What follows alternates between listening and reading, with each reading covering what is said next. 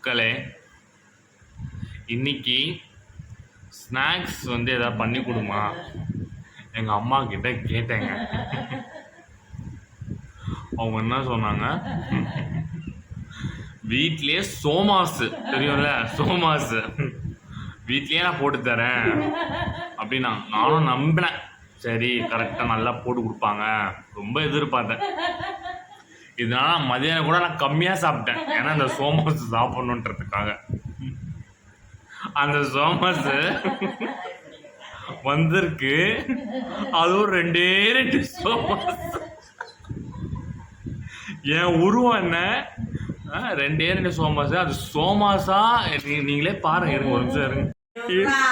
இதுக்கு 2த்துக்கு இவ்வளோ பெரிய பாஸ்கெட். இதான் சோமாசா. இது பாருங்களேன், சோமாசனா எவ்வளோ இதுவாக இருக்கணும், மொறுன்னு. இது வந்து சோமாசு இல்லை,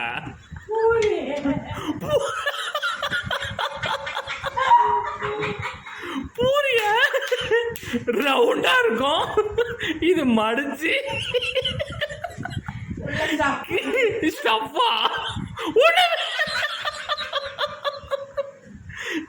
என்னமா ஸ்டஃப் பண்ணிருக்கேன் ஏங்க, இது ஏதோ ஸ்டஃப்பா. இஞ்சியை நல்லா கடிச்சு துப்புனா மாதிரி இருக்கு. இது வந்து ஸ்டஃப்பா, இது வந்து சோமாசாங்க. சோமாசை நான் வாழ சாப்பிட மாட்டேன். இனி சோமா சாப்பிடும் போது எனக்கு இதுதான் ஞாபகத்துக்கு வரும்.